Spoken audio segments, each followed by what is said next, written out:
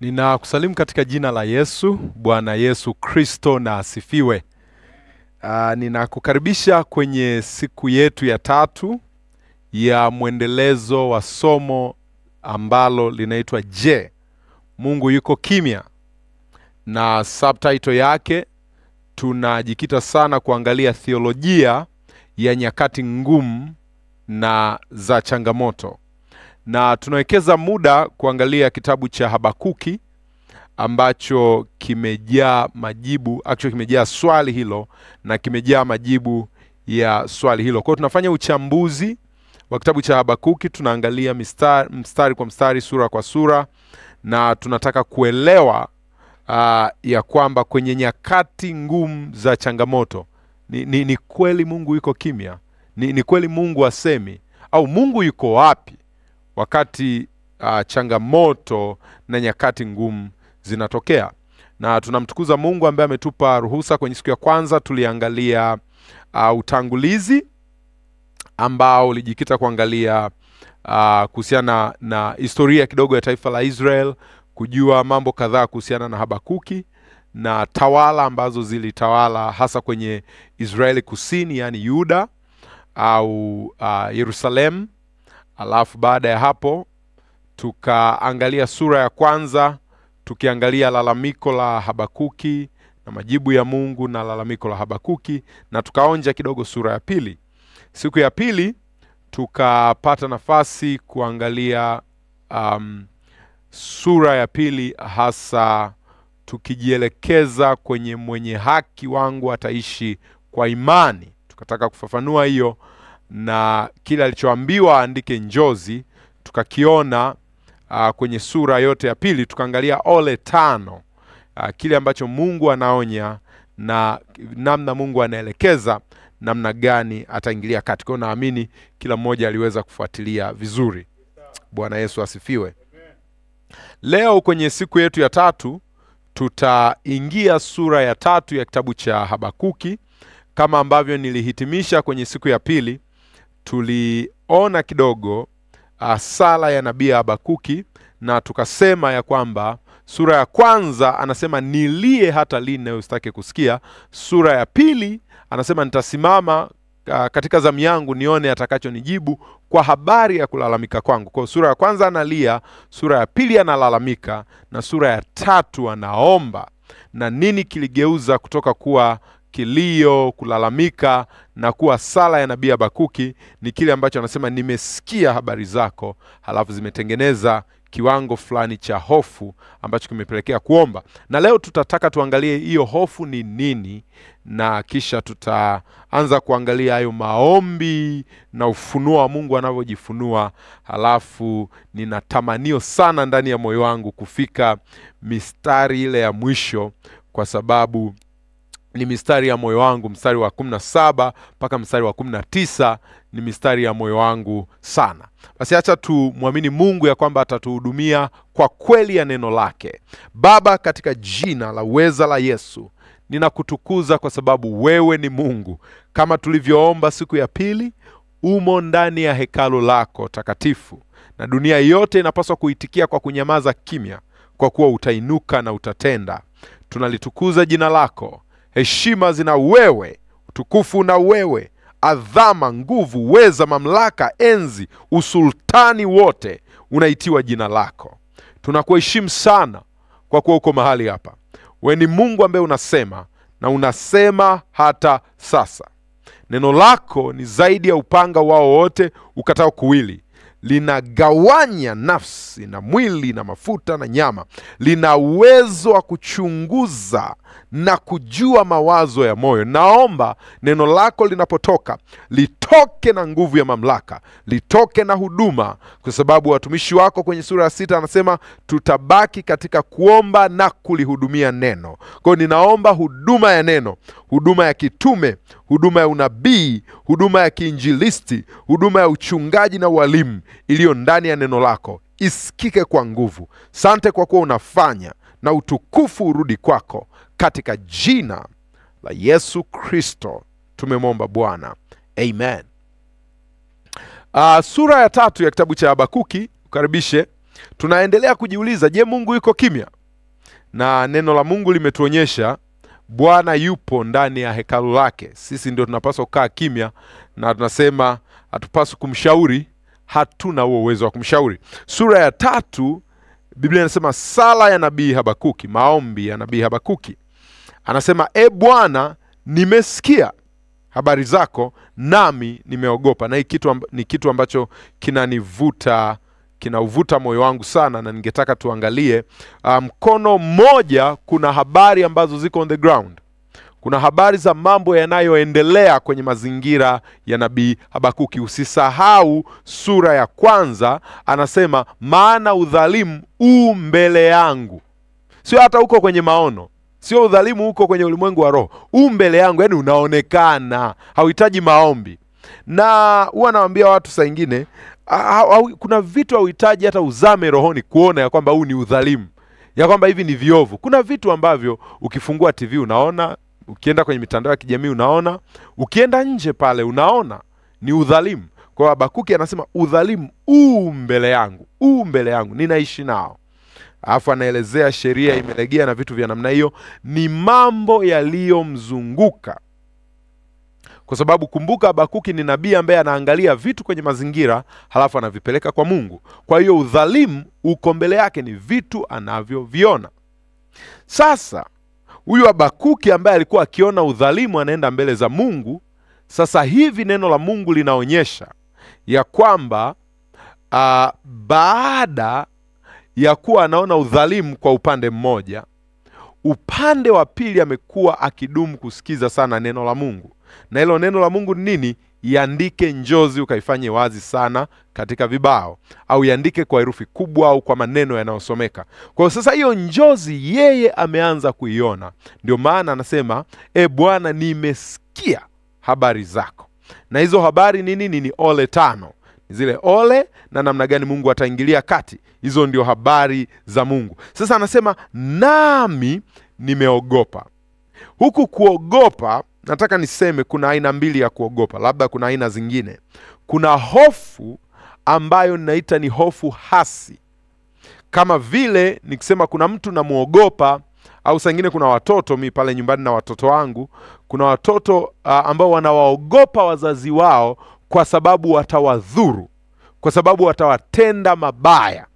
Kwa hiyo kwa mfano ataingia kuoga au atapangilia vitu vizuri, atafanya kazi yake vizuri kwa sababu anaogopa mzazi wake atamdhuru. Sasa hiyo ni hofu ya kwanza. Hofu ya pili ni hofu ya upendo. Kwamba ninaogopa sana kufanya jambo hili, au ninaogopa sana kumkosea fulani. Sio kwa sababu atanidhuru, kwa sababu ya mahusiano, kwa sababu ya kiwango cha upendo tulicho nacho, kwa sababu ya ukaribu tulio nao. Sasa hii ndio hofu ambayo Habakuki inamtokea. Haogopi kwa sababu Mungu atamuua, ila anaogopa, asante Roho Mtakatifu. Kuna haya maneno kwenye lugha ya Kiingereza, ukiambiwa habari nzuri, mtu anasema it's too good to be true. Alafu kuna wengine wanasema it's too good, it should be true. Sasa anasema nimesikia habari zako kiasi kwamba lazima ziwe kweli. Yaani zikiwa sio kweli, hii sasa itakuwa mbaya sana. Kwa anasema nimesikia habari zako nami nimeogopa. Nimeogopa kwa upendo. Ni kama nimekushangaa, ni kama nimekufurahia. Kwa anasema nimesikia habari zako zimezalisha hofu. Ni dimension ambayo nilikuwa sikujui. Sasa utanisamehe, nilisema nafanya exposition tangu mwanzo. Utanisamehe, nitakimbia kidogo, nitatoroka kidogo kwenye exposition. Ukienda kwenye Injili, kuna namna wanafunzi wa Yesu walikuwa wanamfahamu Bwana Yesu. Wakati mmoja wakiwa kwenye mashua, na kuna dhoruba kubwa imepiga pa. Yesu amelala. Alafu wao wakainuka, wakaanza kutoa maji yameanza kuingia, na wao walikuwa wana equate hicho kitendo na mauti. Wakati kila mmoja anajaribu kujiokoa, wakaanza kujiuliza, hivi Masihi yuko wapi? Wakamfuata. Walivomwamsha wakamwambia, huoni kitu? Si shida ya kwamba tunaangamia, haikusumbui ya kwamba tunaangamia. Akainuka akauliza imani yao iko wapi? Imani yao wameiweka wapi? kwa sababu ndio alipaswa kuitumia. Alafu alivyochukizwa na ile hali ya kukosa imani, akakemea upepo na dhoruba, vikatulia. Biblia inasema wakaogopa. Walivyoogopa wakageukiana, wakaulizana, huyu ni nani basi? Swali, mlikuwa mmeenda kumwamsha nani? Huyu ni nani basi? Swali, mlikuwa mnaongea na nani? Nini kimesababisha muulize huyu ni nani? Si mko naye? Si mko naye siku zote? Kwa hiyo kuna kiwango cha kujidhihirisha, alijidhihirisha. Kuna kiwango cha kumjua walikuwa hajafika. Hicho kiwango kinazalisha hofu. Sasa turudi kwenye Habakuki. Kuna hiki kiwango cha kumjua Mungu nilikuwa sikijui mimi, ndugu Habakuki. Ndio maana kwenye sura ya kwanza nilikuwa namlilia, nasema mbona hutaki kuokoa? Kwenye sura ya pili nilikuwa nasema nisikie atajibu nini kwenye habari ya kulalamika kwangu. Alivyonijibu nikaogopa. Na nikwambie mpendwa, kuna malalamiko unayo kuhusiana na hali, kuhusiana na nyakati ngumu na za changamoto, kwa sababu kuna kiwango bado haujakiona kuhusiana na Mungu, au haujajulishwa kuhusiana na Mungu. Ungekiona, ungeogopa. Alafu anasema Bwana fufua kazi yako, au niliyafafanua siku ya pili, katikati ya miaka tangaza habari yake, katikati ya ghadhabu kumbuka rehema. Wakati unaadhibu taifa lako, kumbuka vile vile rehema. Na hiyo inamaanisha inawezekana adhabu ikawa ngumu, inaweza ikawa nzito, inaweza ikawa isiyostahimilika. Basi anasema ninaomba uwawezeshe watu wako kustahimili adhabu, kuendure. Kama ambavyo Mtume Paulo anamwambia Timotheo, uvumilie taabu pamoja nami kama askari mwema wa Kristo. Kwa hiyo kuna taabu zinavumiliwa, hazikimbiwi, unaendure, kwa sababu baada ya hiyo taabu kuna utukufu mbele yake. Bwana Yesu na atukuzwe. Twende mstari wa 3 wa sura ya 3. Labda kabla tujaenda kwenye hiyo mistari, niseme sura ya 3, baada tu ya mstari wa kwanza, mistari inayofuata ni wimbo. Hayo maombi yako kwenye mfumo wa wimbo. Na kwa hiyo kwa maandishi au waandishi wa Biblia waliotafsiri kutokea tafsiri za awali, wanajua kuna ambazo zimeandikwa, na hasa ukisoma tafsiri kadhaa utaona, kwa mfano kuna baadhi ya Zaburi zimeandikwa kabisa mwanzoni pale kuna neno linatangulia kwa muongozaji. Ndio kuna Zaburi zimeandikwa kwa muongozaji, ameandikwa director wa wimbo, halafu kuna maelekezo ya namna gani wa wimbo unapigwa au unaimbwa. Kwa tafsiri kadhaa zimeandikwa hivyo. Alafu ukizifuatilia hizo tafsiri ambazo zimeandikwa kwa muongozaji, vile vile utaona, sijui kwenye lugha ya Kiswahili lakini itakuwa imeandikwa hivyo, kutakuwa na neno limeandikwa SELAH, Sela, au wengine wanatamka Sila, Sela. Maana yake tulia utafakari, au tulia ufikiri vizuri, au ni kama break ya wimbo. Wimbo unapoimbwa, ile ambapo waimbaji wa Kitanzania utasikia sasa unaweza kumwadhimisha Bwana kwa maneno ya kinywa chako, ndio Sela. Yani tunaacha tena kuimba yale maneno tulikuwa tunaimba, yale maneno yamesha tujaa moyoni, kwa tunataka sasa tuyatumie hayo maneno kwanza kumwadhimisha Bwana. Ndio maana actually hilo neno unaweza kumwadhimisha Mungu kwa maneno ya kinywa chako ni Sela. Tulia utafakari tulichokiimba, japokuwa sasa hivi wengine wanayatumia tu anyhow. Sasa kwenye kitabu cha Habakuki, mstari wa 3 kuna Sela, mstari wa 9 kuna Sela, na mstari wa 13 kuna Sela. Tulia utafakari, kaa kimya, ufikiri vizuri, na hizo zikuonyeshe ya kwamba huo ni wimbo unaoimbwa. Sasa twende mstari wa 3. Mungu alikuja kutoka Temani. Kama Temani upajui, relax. Yeye aliye mtakatifu kutoka mlima Parani. Utukufu wake ukazifunika mbingu, nayo dunia ikajaa sifa yake. Sasa Temani kwenye taifa la Israel Temani na tunapozungumzia Parani ni maneno au majina au maeneo ambayo yanafahamika sana kwao. Temani ilikuwa ni eneo la Edom, na Parani ilikuwa ni kwenye jangwa la Sinai. Kwa anaposema Mungu alikuja kutoka Temani, yeye aliye mtakatifu kutoka Parani, anazungumzia ni jangwa la Sinai. Sasa kwenye jangwa la Sinai kuna mlima maarufu sana unaitwa mlima Sinai. Kwenye mlima Sinai utaona Mungu alijifunua. Kusoma Kutoka sura ya 19 na mstari wa 20, Mungu alijifunua. Na namna Mungu alivyojifunua, hakujifunua kitoto. Alikuja mzima mzima. Alikuja na mamlaka yake, alikuja na enzi yake, alikuja na nguvu yake, alikuja na utiisho wake. Na namna ambavyo Habakuki anasema Mungu alikuja kutoka Temani, yeye aliye mtakatifu kutoka Parani, na anaonyesha namna alivyokuja. Utaona namna anavyojifunua, hivi ndivyo anavyojifunua kwenye kitabu cha Hagai, kwenye kitabu cha Mika, namna ambavyo Mungu huwa anakuja mzima mzima. Sasa kwa ambaye hajui haya maneno Temani na Parani, anaweza akafikiri tu Mungu alikuja. Lakini anachotaka kusema ni hiki: utukufu wake ukazifunika mbingu, nayo dunia ikajaa sifa yake. Anaonyesha Mungu alikuja full force, alikuja na nguvu zote. Angalia mstari wa 4, mwangaza wake ulikuwa kama nuru. Kwa hiyo alikuja na mwangaza wake. Alikuwa na mishale ya nuru ubavuni, ubavuni pake alikuwa na mishale, ndipo ulipofichwa uweza wake.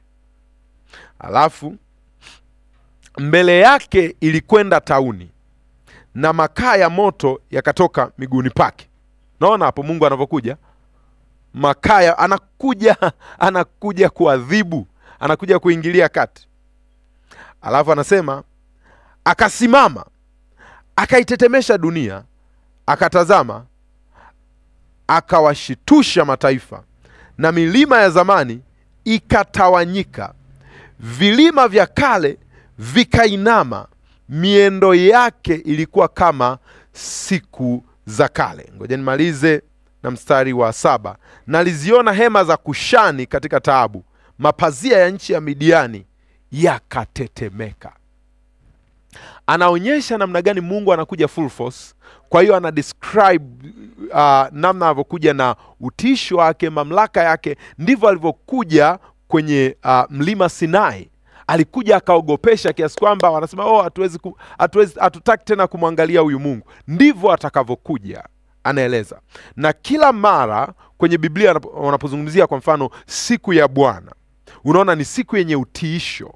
Unaona Bwana akija, anakuja, kuna vitu vitabadilika. Unaona kuna jua litakuwa giza, mwezi utakuwa na moto. Unaona anakuja na moto, anakuja na moshi. Kuna namna anakuja.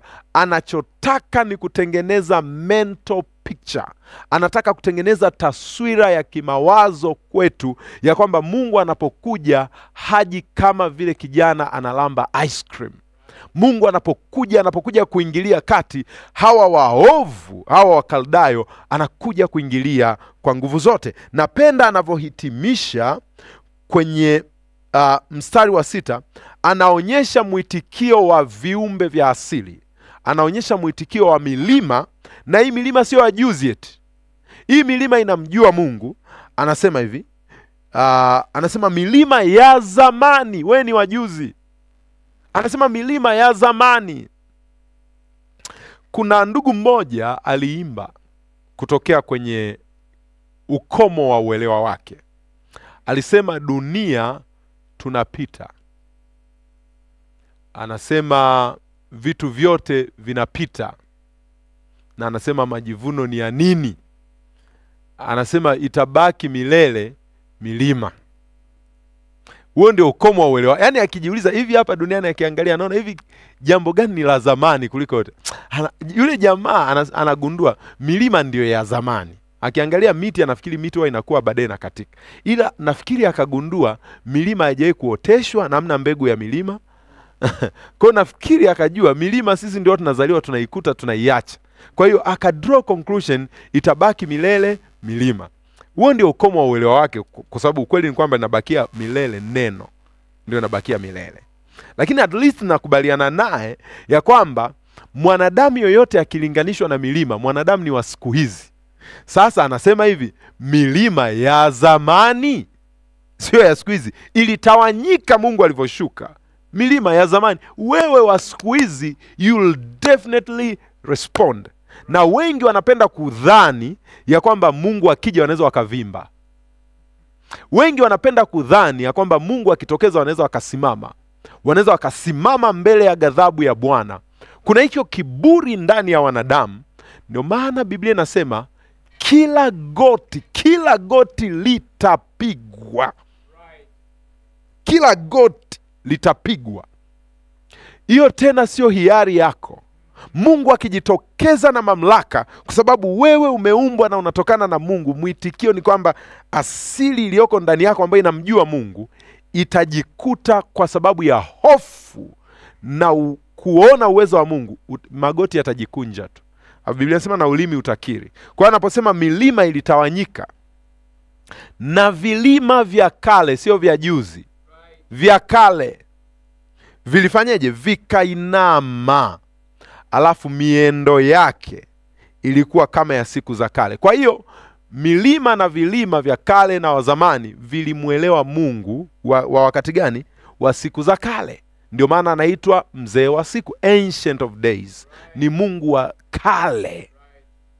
Nisikilize mpendwa, na yeyote ambaye anafikiri anaka kiwango cha kiburi hawezi kusimama dhidi ya ghadhabu ya Mungu. Hauwezi kusimama dhidi ya utukufu wa Mungu. Hauwezi kuhimili mamlaka ya Mungu. Kiburi haikiwezi kusimama. Be it mamlaka ulionayo, cheo ulichonacho, nafasi ulionayo, jina ulilonalo, vyote huyeyuka mbele ya mamlaka ya Mungu. Anasema milima ya zamani na vilima vya kale. Usisahau hayo maneno, milima ya zamani na vilima vya kale. Mstari wa 7 anasema niliziona hema za Kushani katika taabu. Mapazia ya nchi ya Midiani yakatetemeka. Yanatetemeka ni nini? Yanatetemeka in response Mungu anapokuja kutoka Temani, yeye aliye mtakatifu kutoka Parani. Alafu, je, Bwana alikasirikia mito? Je, hasira yako ilikuwa juu ya mito? Au ghadhabu yako juu ya bahari, hata ukapanda farasi zako katika magari yako ya wokovu? Sasa kuna mjadala wa kithiolojia ya kwamba mito inayozungumziwa hapa sio mito kwa maana ya water bodies, lakini mito kwa maana ya miungu na bahari kwa maana ya miungu. Kuna huo mjadala. Anasema utawako ukafanywa wazi kabisa. Viapo alivyopewa kabila vilikuwa neno thabiti. Ukaipasua nchi kwa mito. Milima ilikuona ikaogopa. Nataka usikie description ya Mungu kuja. Anatokea wapi? Temani, yeye aliye mtakatifu tokea Parani. Gharika ya maji ikapita, vilindi vikatoa sauti yake, vikainua juu mikono yake. Jua na mwezi vikasimama kwa makaoni, vikasimama makaoni mwao. Mbele ya nuru ya mishale yako iliyotapakaa, mbele ya mwangaza wa mkuki wako umeremetao. Ulikwenda katikati ya nchi kwa ghadhabu, ukawapura mataifa kwa hasira. Alafu mstari wa 12, ukatokea kwa ajili ya wokovu wa watu wako. Kwa ajili ya wokovu wa Masihi wako, mpakwa mafuta wako. Ukakiponda kichwa cha nyumba ya waovu, ukauweka wazi msingi hata mwambani. Nitapause kidogo nielezee. Nasema ukatokea kwa ajili ya wokovu. Hii neno wokovu ni sawasawa na neno kutoka, Exodus, ambalo liko kwenye kitabu cha Kutoka, alilowafanyia Waisraeli. Kwa anaposema ulitokeza kwa ajili ya kutoka kwa watu wako, kwa ajili ya wokovu wa watu wako, alikuwa kichwani huyu mzaburi, sababu ni mzaburi Habakuki, anajua kuhusiana na alichokifanya kwenye kitabu cha Kutoka, Mungu alivyoleta wokovu. Anakijua fika Mungu alichokifanya. Alichokifanya, alipasua bahari, akahakikisha wale watu wanaangamia kule ndani. So kutokea kwenye huo utajiri wa uelewa, ndio anakopa hilo neno anasema umetokeza kwa ajili ya wokovu wa watu wako. Kwa hiyo ana hiyo hazina ya uelewa kwa wokovu uliopita. Sasa anatabiri kuhusiana na wokovu ujao. Anasema umetokeza kwa ajili ya wokovu wa watu wako. Anasema kwa ajili ya wokovu wa Masihi wako, mpakwa mafuta wako. Na hapa inawezekana bila kujua anaimba kuhusiana na kuja kwa Yesu Kristo. Tapozi nitaelezea. Anazungumzia taifa la Israel. Usisahau ni Israeli kusini, usisahau ni Yuda, na Yesu ni simba wa kabila la Yuda. Kwa hiyo kama Wakaldayo wangeweza kuiua Yuda, wangemuua Yesu kabla hajazaliwa, miaka mingi kabla hajazaliwa. Kwa hiyo Habakuki bila kujua anatoa unabii ya kwamba kuna wokovu wa Masihi wa Bwana wakati Yuda anaokolewa. Bwana Yesu asifiwe. Kuna mtu ananielewa vizuri? Kwa anazungumza kwamba kuna wokovu wa Masihi, na hii ni miaka elfu nyingi sana kabla Yesu hajazaliwa. Na neno la Mungu linaonyesha ya kwamba manabii walikuwa wanatabiri kuhusu kuja kwa Yesu na ahadi zilizo bora. Alafu Biblia inasema walikuwa wanahangaika kujua ni kina nani waliowekewa hizi ahadi nzuri, alafu sisi tunazitabiri tu hatuzioni. Na nafikiri hapa Habakuki alihangaika, alijikuta ameimba wokovu kwa ajili ya Masihi na sijui anamuongelea nani. Unasikia kuna wakati Mungu anampa mtu kutoa unabii na sijui hasa exactly anarejelea kitu gani. Lakini hapa utaniruhusu vile vile niseme Masihi kwa muktadha huu anazungumziwa taifa la Israel. Masihi anazungumziwa Yuda, makabila mawili, Yuda na Benyamini. Na ungependa kujua ya kwamba lote hilo ni kanisa la wakati huo. Kwa hiyo by application Masihi anayezungumziwa tukileta kwenye muktadha wa sasa linazungumziwa kanisa. Kwa hiyo Bwana ametokeza kwa ajili ya wokovu wa Masihi wake, kwa ajili ya wokovu wa kanisa lake, na kwa sababu hiyo atakiponda kichwa cha nyumba ya waovu. Kama ambavyo aliwazamisha farasi na mpanda farasi waliotokea kwenye nyumba ya Farao, ndivyo ambavyo atawazamisha Wakaldayo, na ndivyo atakavyowazamisha wanaomtaabisha Masihi wa Bwana. Nikisema by application na maanisha kanisa. Ataponda vichwa vyao. Bwana Yesu na atukuzwe. Anasema ukakichoma kichwa cha mashujaa wake kwa fimbo zao wenyewe.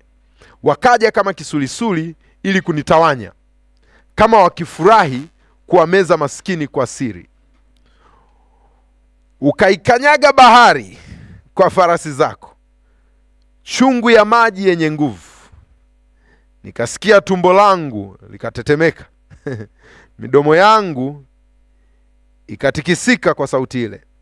Ubovu ukaingia mifupani mwangu, nikatetemeka katika mahali pangu, ili nipate kuingoja siku ile ya dhiki, kundi lao washambuliao wakweapo juu ya watu. Ukisoma hawa manabii wadogo, kuna siku utaona wanaitaja sana. Wanaita siku ya ghadhabu, siku ya Bwana, siku ya dhiki, ambayo yote inafafanuliwa Bwana atakuja namna hii. Wengine wanaita siku ya ukiwa na utusitusi. Anasema giza litatiwa, anasema jua litatiwa giza, mwezi utakuwa kama damu, kitu cha namna hiyo. hiyo kuna siku ambao wanaiita. Sasa kwenye nyakati zao ilikuwa ni siku ambayo Bwana ataleta ukombozi kwenye taifa la Israel ambayo ilikuwa imechukuliwa mateka. Lakini wengine wanaisema kwamba ni siku ya kuja Yesu mara ya pili. Lakini acha ni stick na contextual meaning, maana ya kimuktadha, ya kwamba ni siku ambayo Bwana anatokeza ukombozi kwenye taifa lake, na hatimaye tukubali siku ya kuja kwa Bwana Yesu. Hiyo ni siku fulani. Kuna siku fulani ambayo Bwana ameiweka, atatokeza ukombozi kwa ajili ya masihi wake, na si tu Yuda peke yake, lakini masihi wake, kanisa lake. Ipo siku, na hiyo ni siku fulani ambayo atakuja full force. Anasema hiyo siku anaita ni siku ya dhiki, anaingojea. Sasa baada ya kuelezea namna Bwana atakavyokuja na fujo ambazo Bwana atazifanya mjini, anasema maana mtini hautachanua maua, wala mizabibuni hamtakuwa na matunda.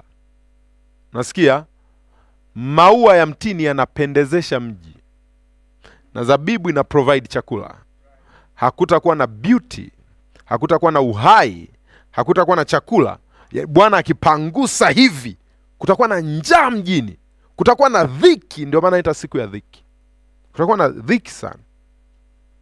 Anasema tabu ya mizeituni itakuwa bure. Hii tabu inamaanisha labor, kazi. Yaani watu watakuwa walienda zao wakalima, afu Bwana akipita hivi bure. Na mashamba hayatatoa chakula, zizini hamtakuwa na kundi, wala vibandani hamtakuwa na kundi la ng'ombe. Itakuwa hali ngumu namna hiyo. Sasa kwenye context ya Habakuki anasema Mungu atakavyokuja, angalia hawa Wakaldayo, hawa Wababeli ambao ndio wametawala, ili watiishe lazima watie ufukara, lazima watie umaskini. Kumbuka Wayuda wako pamoja na Wababeli. Kwa hiyo hakuna namna utawatia ufukara wa Babeli usiwatie ufukara wa Yuda.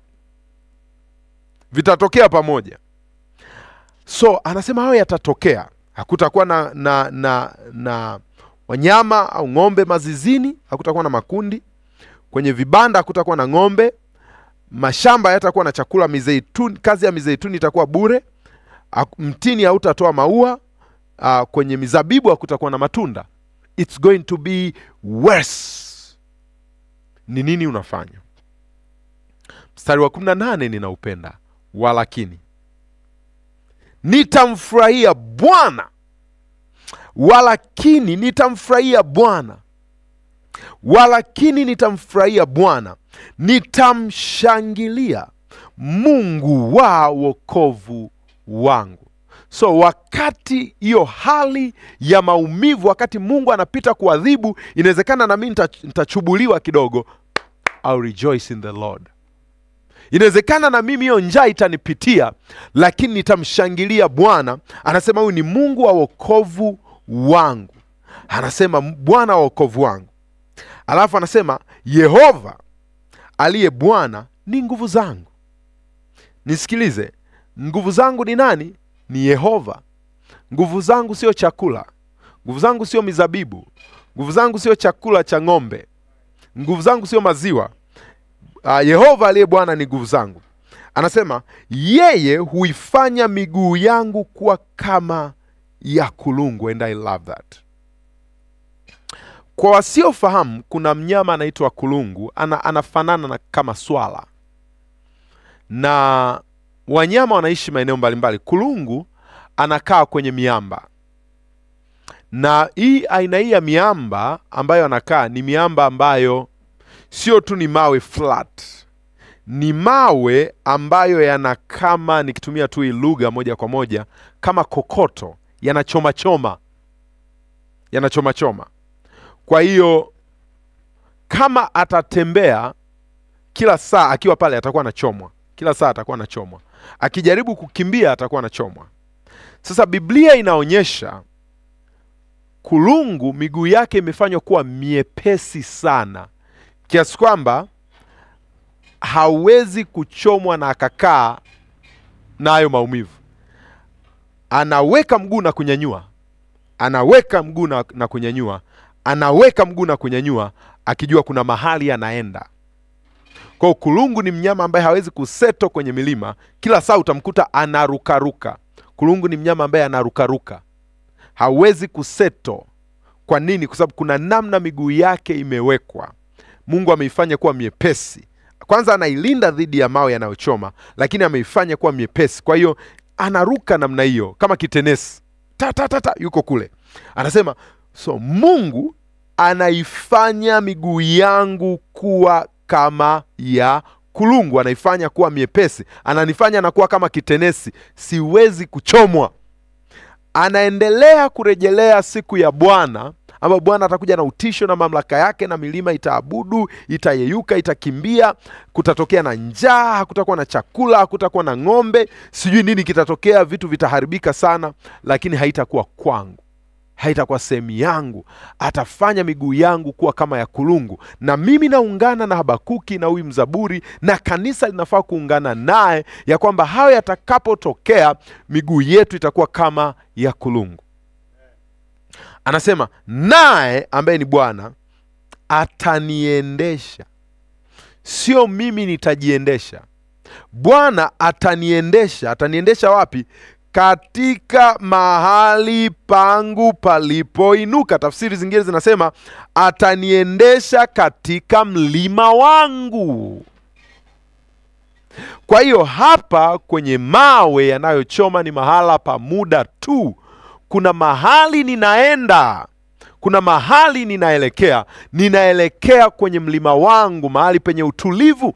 Na anasema ananiendesha mahali pangu, sio pa mtu yeyote. Kwa hiyo kuna mlima umeandaliwa kwa ajili yako, kwa ajili yangu, kwa ajili ya taifa la Yuda. Kumbuka kuna dhiki wanapita, lakini hapo sio pao.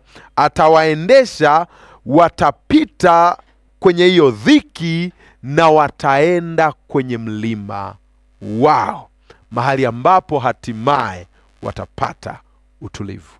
Bwana Yesu asifiwe. Kwa hiyo tusisahau, tulikoanzia ni huku.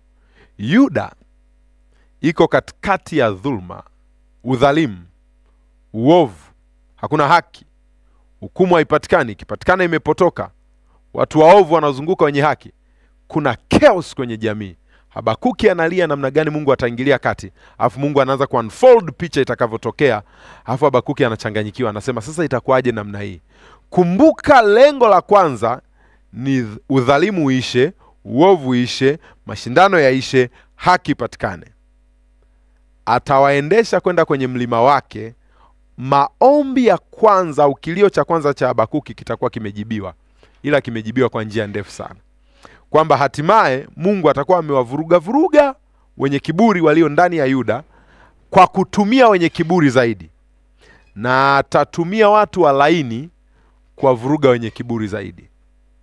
Wakati hao yote yanatokea, ni Bwana atakuwa amekuja, na maumivu hayataipata Yuda, na hata kama yakiipata itakuwa ni kwa muda, kwa sababu anawaendesha kwenye mlima wao. Na nataka niulize tena, mpaka hapo umedhani ya kwamba Mungu yuko kimya? Mpaka hapo unafikiri Mungu yuko kimya?